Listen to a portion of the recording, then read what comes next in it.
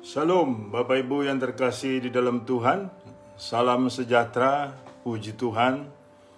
Salam jumpa lagi, kita kembali boleh mendengarkan firman Tuhan. Terlebih lagi hari ini adalah hari yang sangat luar biasa, di mana kita merayakan kenaikan Tuhan Yesus ke sorga. Puji Tuhan. Apa yang akan kita dapatkan dari merayakan kenaikan Tuhan Yesus ke sorga? Saudaraku, yang akan kita dapatkan sudah barang tentu melebihi berkat-berkat duniawi.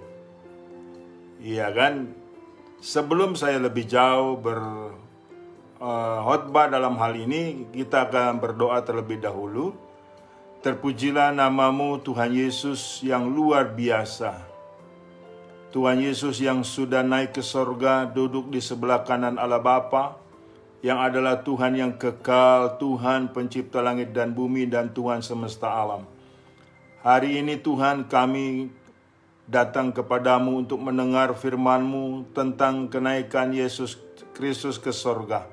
Ajar kami Tuhan dengan kehendak-Mu, pimpin kami dengan rencana-Mu, untuk boleh kami setia di dalam kehendak Tuhan. Terima kasih Bapa. Dalam nama Tuhan Yesus kami berdoa bersyukur. Haleluya. Amin.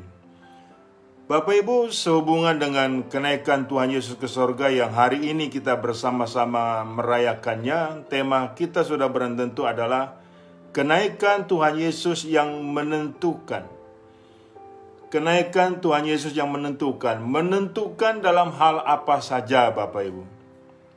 Dan ketentuan-ketentuan tersebut saat kita mendapatkannya itu telah ditetapkan dan berlakunya kekal sampai selama-lamanya. Puji Tuhan. Ketentuan ini tidak main-main saudaraku. Ketentuan ini telah diputuskan dan telah digenapi oleh Tuhan kita Yesus Kristus, dan kita sebagai umatnya sudah barang tentu mempunyai nilai kemenangan dalam kita mempunyai iman di dalam Yesus Kristus. Ketentuan-ketentuan apa saja yang ditetapkan, yang sudah menjadi hal yang abadi dalam hidup kita, dalam iman kita.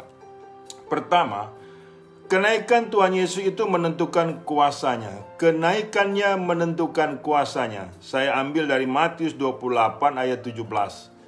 Ayat 28 ayat 17 sampai 20. Ketika melihat dia, mereka menyembahnya, tetapi beberapa orang ragu-ragu. Yesus mendekati mereka dan berkata, "Kepadaku telah diberikan segala kuasa di sorga dan di bumi. Karena itu pergilah, jadikanlah semua bangsa muridku dan baptislah mereka dalam nama Bapa dan Anak dan Roh Kudus. Dan ajarlah mereka melakukan segala sesuatu yang telah kuperintahkan kepadamu, dan ketahuilah, aku menyertai kamu senantiasa sampai kepada akhir zaman." Puji Tuhan, saudaraku. Kenaikan Tuhan Yesus itu menentukan kuasanya. Dia berkuasa atas setiap makhluk di muka bumi ini karena dia adalah pencipta langit dan bumi. Dan secara khusus diberikan kepada kita nilai perintah. Saudaraku, waktu itu ada beberapa murid yang ragu-ragu untuk menyembah Tuhan, untuk menyembah Yesus Kristus. Dengan tegas dia katakan, "Kepadaku telah diberikan segala kuasa di sorga dan di bumi." Haleluya. Segala kuasa di sorga dan di bumi sudah ada di dalam tangan Tuhan kita Yesus Kristus. Ini ketentuan yang telah mutlak. Ketentuan yang absolut. Yang melekat atas diri kita, atas iman kita, dan yang membawa dalam diri kita dengan kekekalan. Sudah tentu dari situ ada tanggung jawab, yaitu amanat agung Bapak Ibu. Ketentuan Tuhan berkuasa atas setiap kita. Masalahnya, kita maukah dalam tetap kuasa Allah, di dalam kuasa Allah? Sebab saudaraku, banyak orang Kristen yang tidak dalam kondisi mau dalam kuasa Allah. Ia kan mau dalam berkatnya, tetapi tidak mau di dalam kuasa Allah. Sehingga dirinya tidak patuh. Amanat agungnya terbengkelai, saudaraku. Amanat agung Tuhan Yesus itu jangan terbengkelai, saudaraku. Kita harus menjadi saksi. Dan jadikanlah semua bangsa murid Tuhan, dan baptislah mereka dalam nama Bapa, Anak dan Roh Kudus. Puji Tuhan, saudaraku. Jadi ketentuan yang dia berkuasa ini sudah mutlak. Dan itu adalah nilai kepercayaan kita yang luar biasa. Hendaknya kita harus dikendalikan oleh kuasa Allah yang luar biasa ini. Puji Tuhan, saudaraku. Jadi saudaraku, ketentuan dia berkuasa ini ditentukannya tatkala waktu Tuhan mau naik ke sorga. Dan sudah dikatakan dan sudah dimateraikan, saudaraku, dalam hal ini dalam diri kita. Jadi dalam kondisi seperti itu, Bapak Ibu, kita tidak usah ragu-ragu lagi untuk menjadi saksi Tuhan, untuk menjadi pemenang jiwa-jiwa. Jangan sangsi lagi, Bapak Ibu. Sebab kalau tidak demikian, kita menyimpang dari kehendaknya. Kita itu lari dari tanggung jawab kita, dan itu tidak boleh, saudaraku. Setiap kita harus menjadi saksi untuk kepada mempermuliakan Yesus Kristus. Jangan kita ragu-ragu, karena kuasa Allah menyertai kita. Kemampuan, kebisaan, hikmat Roh Kudus selalu menyertai kita. Jadikanlah semua bangsa murid Tuhan. Puji Tuhan, saudaraku. Jadi kita jangan ragu-ragu lagi. Banyak orang Kristen yang saya lihat masih ragu-ragu lagi menyembah Yesus Kristus. Sangat disayangkan sekali, saudaraku. Tidak ada Tuhan lain yang di kolong langit ini dimanapun kecuali Tuhan Yesus Kristus. Tidak ada nama lain di kolong langit ini yang di dalam nama tersebut manusia beroleh keselamatan. Yesus berkuasa. Ketentuan ini, saudaraku, terus berlangsung berlaku dan terus berkuasa atas setiap kita. Puji Tuhan. Yang kedua, saudaraku, kenaikannya menentukan kesetiaannya. Kenaikannya menentukan kesetiaannya. Kisah Para Rasul pasal 1 ayat 10-11. Saya baca. Ketika mereka sedang menatap ke langit dan waktu ia naik itu, tiba-tiba berdirilah dua orang yang berpakaian putih dekat mereka dan berkata kepada mereka, "Hai orang Galilea, mengapakah kamu berdiri melihat ke langit?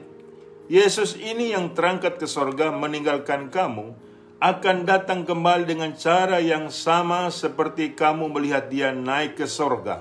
Puji Tuhan. Yang kedua, saudaraku, kenaikannya menentukan kesetiaannya.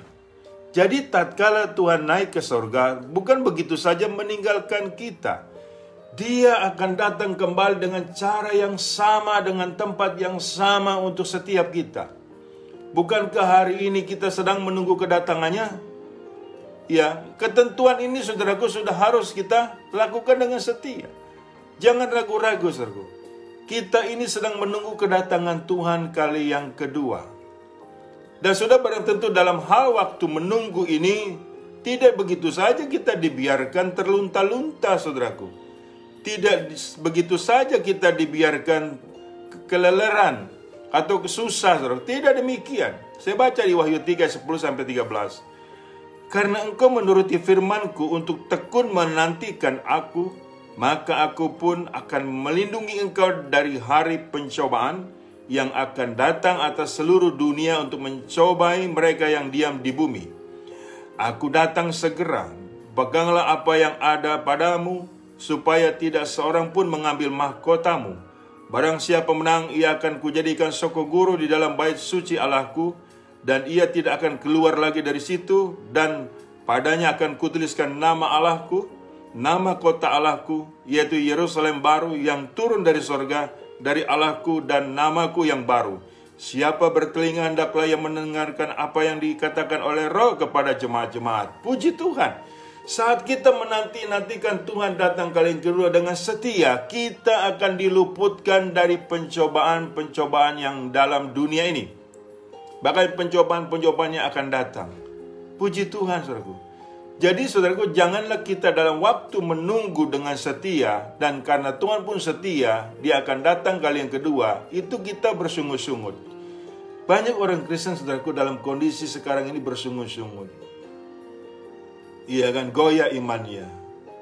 Tidak dalam kondisi permanen yang sudah ditentukan bahwa dia itu setia. Jadi kenaikannya Tuhan ke surga itu menandakan kesetiaannya, dia akan datang lagi dengan cara yang sama. Puji Tuhan, saudaraku. Kita tidak kehilangan harapan. Justru kita berpengharapan di situ. Berpengharapan untuk pertolongan Tuhan. Berpengharapan untuk mendapatkan berkat Tuhan. Berpengharapan untuk selalu dalam perlindungan Tuhan. Jangan putus harapan, saudaraku. Ini penting bagi setiap kita. Sebab kenaikannya dia ke surga, menandakan kesetiaannya.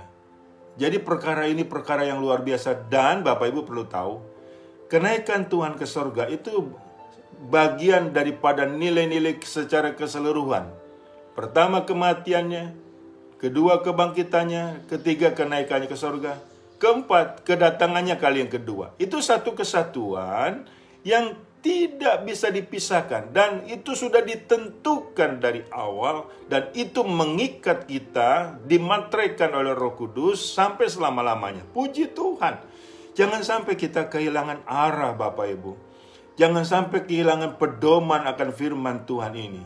Saya percaya setiap kita memiliki kekuatan yang luar biasa, dan kita pun setia di dalam Tuhan. Setialah sampai mati, bahwa Tuhan pun setia, Bapak Ibu. Yang ketiga, kenaikannya menentukan kepeduliannya. Kenaikannya menentukan kepeduliannya. Yohanes 16 ayat 7 sampai 15. Namun benar yang kukatakan ini kepadamu adalah lebih berguna bagi kamu jika aku pergi. Sebab jikalau aku tidak pergi, penghibur itu tidak akan datang kepadamu. Tetapi jikalau aku pergi, aku akan mengutus dia kepadamu. Dan kalau ia datang, ia akan menginsafkan dunia akan dosa, kebenaran dan penghakiman. Akan dosa karena mereka tetap tidak percaya kepadaku. Akan kebenaran karena aku pergi kepada Bapa dan kamu tidak melihat aku lagi. Akan penghakiman karena penguasa dunia ini telah dihukum. Masih banyak hal yang harus kukatakan kepadamu, tetapi sekarang kamu belum dapat menanggungnya. Tetapi apabila ia datang, yaitu Roh kebenaran, ia akan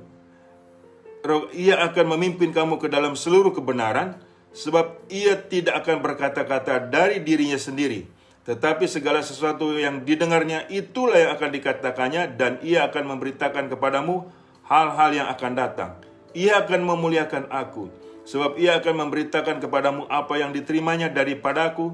Segala sesuatu yang Bapa punya adalah aku punya. Sebab itu aku berkata, ia akan memberitakan kepadamu apa yang diterimanya daripadaku. Puji Tuhan, saudaraku.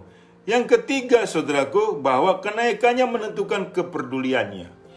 Jadi, saudaraku, kenaikan Tuhan ke surga itu menentukan kepeduliannya. Dia akan mengutus Roh kebenaran, dan Roh kebenaran itu sudah ada di tengah-tengah kita dan sudah mengajar, mendidik, mengarahkan, menasehati nilai-nilai hidup kita. Masalahnya di sini kita peka atau tidak dalam hal tersebut, Bapak Ibu. Iya kan? Kalau kita tidak peka dalam hal ini, tidak ada pertobatan, tidak ada nilai-nilai insaf. Roh Kudus adalah roh kebenaran, sudah diberikan kepada kita, itu atas nilai-nilai kepeduliannya, supaya kita tidak jatuh lagi dalam kegelapan, kita tidak jatuh lagi dalam dosa. Dunia dan sekitar kita ini adalah jahat, adalah najis. Roh Kudus diutus bagi setiap kita untuk menerangi setiap jalan kita. Iya kan, kata siapa kita ditinggalkan sendirian? Yang sering dikeluhkan banyak orang Kristen. Kata siapa kita dibilang Tuhan tidak peduli sama setiap kita? Tuhan peduli kok. Cuman kamu saja yang tidak peduli akan nilai-nilai nasihat dari Tuhan. Akan nilai-nilai teguran dari Tuhan, ajaran dari Tuhan, saudaraku. Penting bagi setiap kita menyadari supaya kita tidak kehilangan arah hidup. Sebab Roh Kudus itu akan menuntun dan selalu menuntun kita dalam kebenarannya, di dalam jalannya, agar kaki kita tidak terantuk. Banyak orang Kristen, saudaraku, jatuh lagi dalam dosa karena dia tidak peduli akan kepedulian Tuhan. Kalau engkau tidak peduli akan kepedulian Tuhan, mengenai nasihatnya, mengenai kehendaknya, engkau hidup dalam kegelapan, dan bahkan engkau akan disantap oleh iblis yang menyamar sebagai malaikat terang. Hati-hati, Bapak Ibu, ujilah setiap roh dalam hal ini. Kita memiliki roh kebenaran, yaitu Roh Kudus di dalam diri kita, roh yang lebih besar daripada roh yang di dalam dunia ini. Dan Roh Kuduslah memimpin kita yang untuk mengalahkan nabi-nabi palsu dan mengalahkan kesesatan-kesesatan. Ingat baik, saudaraku, kalau kita tanpa pimpinan Roh Kudus, hidup kita, saudaraku, tidak kuat. Hidup kita terperangkap oleh jebakan-jebakan iblis yang menyamar sebagai malaikat terang. Jangan, Bapak Ibu, tidak peduli akan kepedulian Tuhan. Tuhan Yesus naik ke sorga, menandakan kepeduliannya. Dia mengutus Roh Kudus-Nya untuk menguatkan kita, menginsafkan kita, menuntun kita dalam jalan kebenarannya. Pertanyaan saya kepada Bapak Ibu, apakah Bapak Ibu sudah mempunyai kepekaan dalam hal ini? Sebab banyak orang Kristen tidak tahu mana yang datang dari Allah, mana yang bukan. Ini kan gawat, saudara.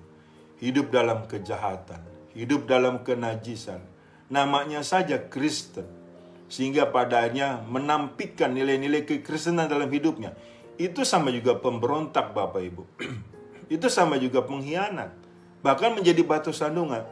Tidak boleh, saudara, kita hidup seperti itu, karena roh kebenaran itu ada, sudah dalam hidup kita, sudah ditentukan untuk bagi yang setia, untuk bagi orang percaya. Ini kita luar biasa, Bapak Ibu. Kita dipenuhi hikmat Roh Kudus, hikmat Tuhan, sehingga kita tidak bisa lagi ditipu oleh iblis yang menyamar sebagai malaikat terang. Seringkali orang Kristen terbalik hidupnya, saudaraku. Yang tidak benar dibilang benar, yang benar dibilang tidak benar. Kan ini kacau, Bapak Ibu. Kalau kita hidup memiliki kerancuan dalam hal ini, yang berarti kita membebalkan diri. Berarti kita tidak peduli akan firman Tuhan. Berarti kita tidak peduli akan nasihat, didikan Tuhan, ajaran, teguran Tuhan. Kalau sudah demikian, saudaraku, ya tinggal menunggu saja dalam kematian yang kekal. Saudara, saya berharap kita merayakan Tuhan naik ke sorga, yang mungkin sudah sekian puluh kali. Iya kan, saudaraku, tidak sia-sia. Tidak seperti orang merayakan nilai-nilai hari raya mereka. Kita beda, saudaraku. Sebab ini bukan nilai dongeng. Ini sudah ditetapkan, sudah ditentukan. Nah, masalahnya kita percaya atau tidak. Kita peduli atau tidak. Jikalau kita peduli, nah hidup kita mau diatur oleh firman Tuhan, sudah barang tentu ada buahnya. Sudah barang tentu ada manfaatnya bagi orang lain dan bagi diri kita juga. Kalau kita tidak berbuah, Bapak Ibu, kita akan dikerat dan akan dilempar kepada api. Ini penting bagi setiap kita.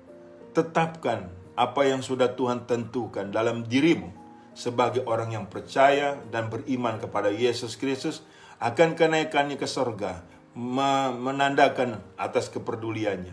Jadi Roh Kudus, Roh penghibur itu menginsafkan diri kita.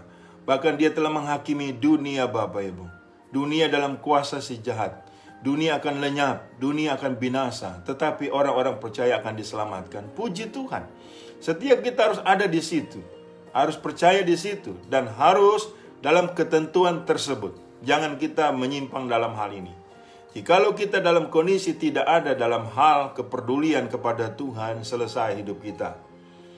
Bisa dikatakan tidak hidup yang sebenarnya. Bapak Ibu yang dikasihi Tuhan, kenaikan Tuhan Yesus ke sorga itu menentukan kepedulian Tuhan. Amin. Sehingga kondisi kita itu, saudaraku, hidup selalu dalam kekekalan. Hidup selalu dalam apa maunya Tuhan. Hidup selalu dalam tuntunan Roh Kudus dan tidak mempunyai jiwa pemberontak, tetapi mempunyai jiwa yang menuruti akan Tuhan. Taat sampai mati kepada Yesus Kristus dan bersedia dirinya dipakai untuk alat kemuliaan Tuhan. Bersedia dirinya dipakai untuk pemenang banyak jiwa-jiwa. Bersedia dirinya dipakai sebagai alat terang Tuhan, sebagai garam dunia. Itulah kondisi hidup kita yang sudah Tuhan tentukan dalam peristiwa kenaikan Tuhan ke surga. Jangan kita abai dalam hal ini, saudaraku. Kenaikan Tuhan Yesus ke surga syarat dengan makna. Bahkan makna itu sudah ditentukan dan ditetapkan kekal abadi yang mulia luar biasa. Yang keempat, saudaraku, yang keempat, kenaikannya menentukan keberpihakannya. Kenaikannya menentukan keberpihakannya. Kisah Para Rasul pasal 1 ayat 6-9. Maka bertanyalah mereka yang berkumpul di situ, Tuhan, maukah engkau pada masa ini memulihkan kerajaan bagi Israel? Jawabnya, engkau tidak perlu mengetahui masa dan waktu yang ditetapkan Bapa sendiri menurut kuasanya. Tetapi kamu akan menerima kuasa kalau Roh Kudus turun ke atas kamu. Dan kamu akan menjadikan saksiku di Yerusalem dan di seluruh Yudea dan Samaria dan sampai ke ujung bumi. Sesudah ia mengatakan demikian, terangkatlah ia disaksikan oleh mereka dan awan menutupnya dari pandangan mereka. Yang keempat, kenaikannya menentukan keberpihakannya. Saudara, banyak orang salah tafsir, termasuk para murid. Para murid ini merasa kecewa sebetulnya Bapak Ibu. Tuhan akan meninggalkan mereka, sepertinya Tuhan tidak peduli akan kesusahan mereka. Mereka waktu itu dalam penjajahan Romawi, dalam cengkeraman penjajahan Romawi. Mereka berpikir Yesus ada di tengah-tengah mereka untuk membebaskan dalam hal itu. Makanya mereka tanya ulang. Ini tanya kalau Bapak Ibu baca Alkitab, itu tanya di mereka berulang-ulang. Tuhan, maukah engkau pada masa ini memulihkan kerajaan bagi Israel? Tuhan tidak bicara kerajaan duniawi, saudara. Tuhan bicara kerajaannya, kerajaan sorga. Nah, seringkali banyak orang Kristen terpaku di situ. Tuhan ini selalu maunya saudaraku membereskan keduniawiannya. Sementara tidak mau diberikan pandangan oleh Tuhan oleh nilai-nilai yang lebih hebat, yang lebih luar biasa. Saudaraku, kalau Tuhan hanya Bapak Ibu pakai sebagai nilai-nilai yang untuk membereskan kesulitanmu, kesusahanmu, penyakitmu segala macam, engkau cuma kutak-kutak di situ saja, saudaraku. Tuhan ini datang ke dunia untuk bicara kekekalan. Pikirkanlah perkara-perkara yang di atas. Makanya kata Tuhan dengan soal masa dan waktu itu bukan urusanmu. Ada nilai-nilai kehendak Bapa yang kamu harus ikuti. Dan bahkan Tuhan bilang kalau engkau diberikan kuasa Roh Kudus itu bukan untuk nilai-nilai duniawi. Nah, seringkali saudaraku, kuasa Roh Kudus dipakai oleh nilai-nilai duniawi, banyak oleh hamba Tuhan atau banyak oleh anak-anak Tuhan. Jadi kuasa Roh Kudus yang begitu luar biasa hanya untuk membereskan kesembuhanmu, hanya untuk membereskan kesulitan ekonomi. Tidak demikian. Kuasa Roh Kudus yang begitu besar, pertama untuk membereskan hidupmu, kedua untuk membereskan nilai-nilai orang lain yang sudah bertentu dengan kasih untuk kita beritakan kebenaran ini. Jangan sampai kita tidak menjadi terang. Jangan sampai memanfaatkan kuasa Roh Kudus untuk nilai-nilai kedagingan, hawa nafsu. Itu salah, saudaraku. Makanya di sini Tuhan memberikan satu nilai sepertinya tidak relevan. Tuhan bilang begini kan? Tuhan bilang, engkau tidak perlu mengenai masa dan waktu yang ditetapkan Bapa sendiri menurut kuasanya. Tetapi kamu akan menerima kuasa kalau Roh Kudus turun ke atas kamu. Dan kamu akan menjadi saksiku di Yerusalem dan di seluruh Yudea dan Samaria dan sampai ke ujung bumi. Jadi kuasa Roh Kudus itu diberikan kepada kita untuk kita menjadi saksi dalam pembelaan Tuhan di Yerusalem, Samaria, dan sampai ke ujung-ujung bumi, saudara. Jadi kuasa Roh Kudus itu untuk kita bersaksi, bukan untuk membereskan nilai-nilai hal demikian yang kita harapkan. Jadi kita kesaksiannya tidak ada, tetapi yang ada keluhan, yang ada persoalan, masalah terus yang kita keluhkan seperti itu. Padahal kuasa Roh Kudus yang ada pada diri kamu itu untuk menjadi saksi Kristus. Makanya saudaraku, kesaksian kita saudaraku tidak menunggu waktu menurut kamu. Seringkali banyak orang Kristen begini, saya mau bersaksi Pak, tunggu saya sembuh dulu ya Pak, baru saya bersaksi saya sembuh. Saya mau bersaksi Pak, tunggu saya berhasil dulu, sukses dulu. Kalau tidak demikian, apa yang saya mau saksikan Pak? Lah, kacau ini Bapak Ibu. Iya kan? Banyak sekali yang perlu engkau saksikan, yaitu tentang dirimu dalam kebenaran atau tidak. Dan bagaimana kita bersaksi bahwa Tuhan itu baik. Bahkan orang harus melihat, walaupun kau sakit, walaupun kau berkekurangan, jangan berkurang-kurang kesaksianmu untuk mempermuliakan Tuhan. Jadi kesaksian kita itu seringkali kita bawa dalam hal dunia yang sempit. Nunggu kita kaya dulu baru bersaksi, nunggu kita sembuh dulu baru bersaksi. Mana bisa seperti itu Bapak Ibu? Justru tatkala kita sakit, kita bersaksi kepada orang-orang di sekitar kita. Kalau kita masuk rumah sakit, bahwa Yesus itu baik. Untuk menyelamatkan banyak jiwa-jiwa melalui kesaksian kita Bapak Ibu. Sebab sesungguhnya banyak jiwa-jiwa haus akan kebenaran Bapak Ibu.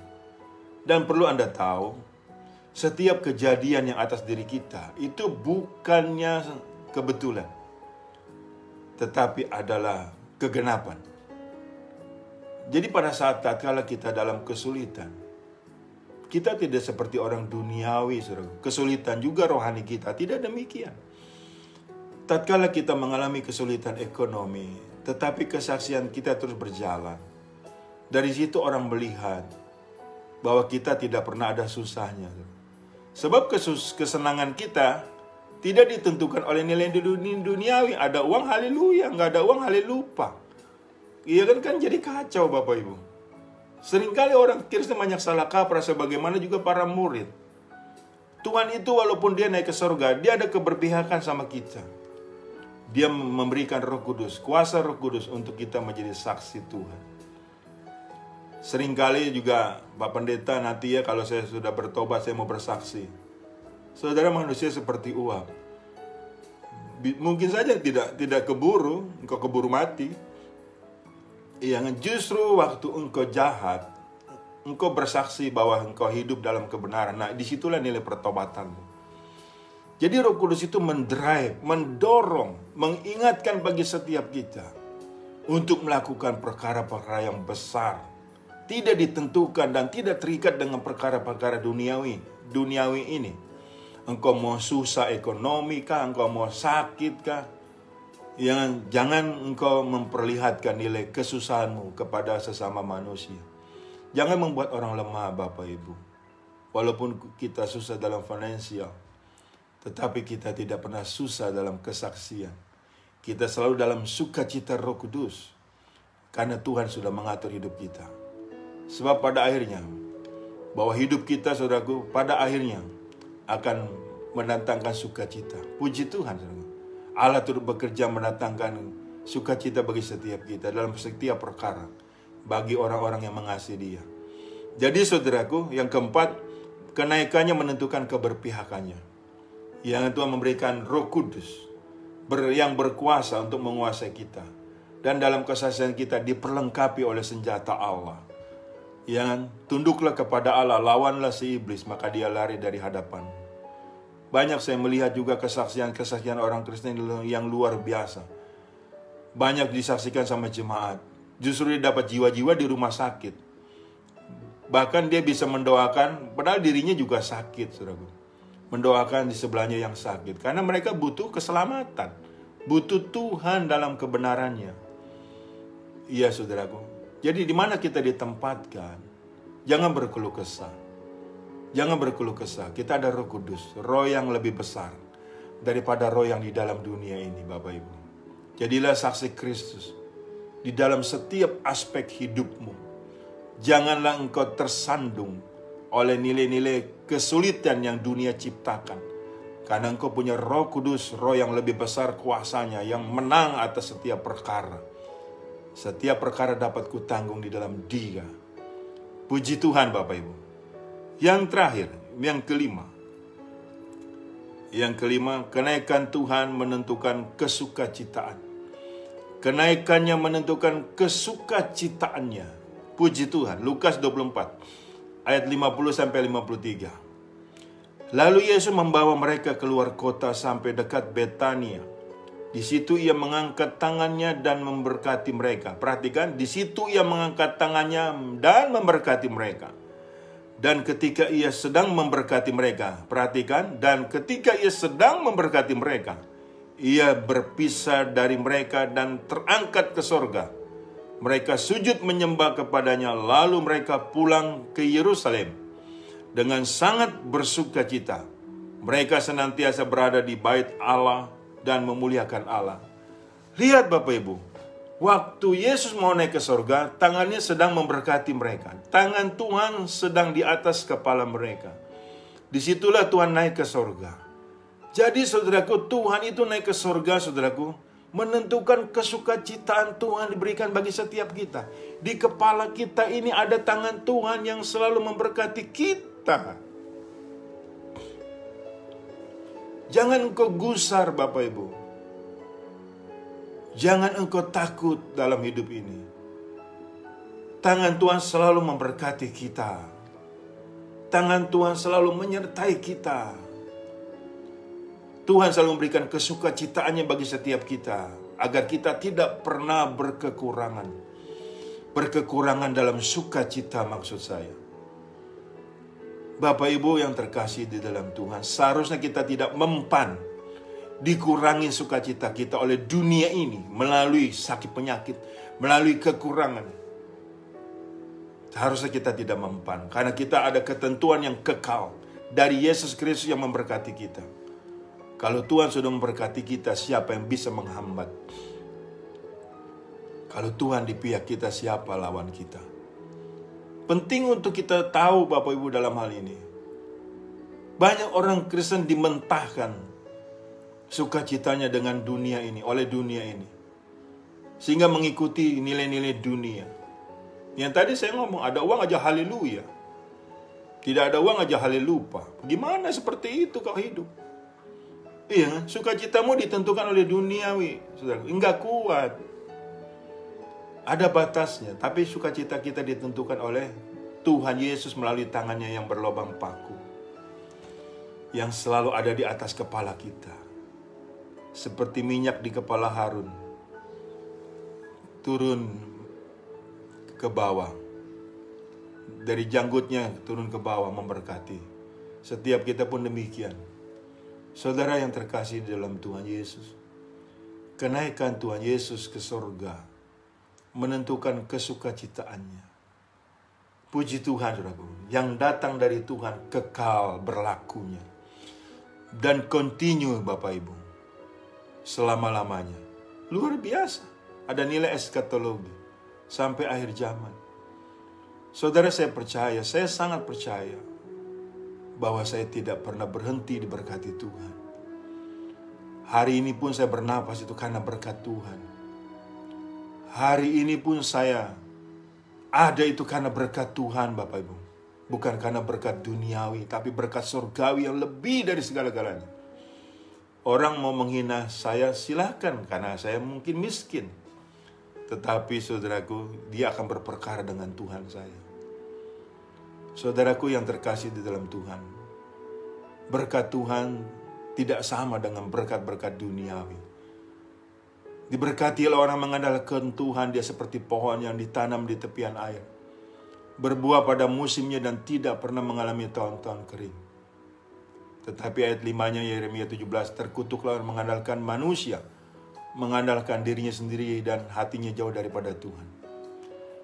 Kita tetap mengandalkan Tuhan Yesus. Jadi tidak sia-sia Tuhan Yesus naik ke surga bagi setiap kita. Dan saya berharap dalam merayakan Yesus naik ke surga, jangan seperti perayaan-perayaan biasa. Perayaan ini luar biasa Bapak Ibu, yang sudah dimeteraikan dalam kekekalan dari Roh Kudus. Puji Tuhan. Tuhan Yesus memberkati kita sekalian. Saya berdoa untuk Bapak Ibu, agar Bapak Ibu memperoleh kekuatan dari Roh Kudus dan hasil karyanya melalui kenaikannya Bapa surgawi di dalam Yesus Kristus, di dalam surga yang mulia. Tuhan Yesus, terpuji-pujilah namamu. Hamba sudah menyampaikan firman-Mu. Ada beberapa hal, 5 ketentuan atas naiknya Tuhan ke surga yang sudah ditetapkan, yang sudah melekat atas diri kami sebagai orang beriman kepadamu, yang kekal, yang kuat luar biasa. Terima kasih Bapa. Terpujilah nama Tuhan. Dalam nama Tuhan Yesus, Tuhan memberkati seluruh jemaat-Mu yang mendengar khotbah ini dimanapun mereka berada. Tangan Tuhan tidak pernah luput memberkati mereka. Tangan Tuhan selalu ada pada mereka, dan tangan Tuhan selalu melindungi mereka dimanapun mereka berlangkah, dimanapun mereka berada. Terima kasih Bapa. Dalam nama Tuhan Yesus aku berdoa mengucap syukur. Haleluya. Amin. Bapak Ibu yang terkasih dalam Tuhan, terimalah berkat dari Allah Bapa, di dalam cinta kasih Tuhan kita Yesus Kristus, di dalam persekutuan dengan Roh Kudus-Nya, yang selalu menyertai kita mulai dari saat ini sampai Maranatha. Tuhan datang kali yang kedua menjemput kita dalam kemuliaan, dan kita pun layak menerima kemuliaan Tuhan dari kekal sampai kekal. Tuhan Yesus memberkati. Shalom. Haleluya.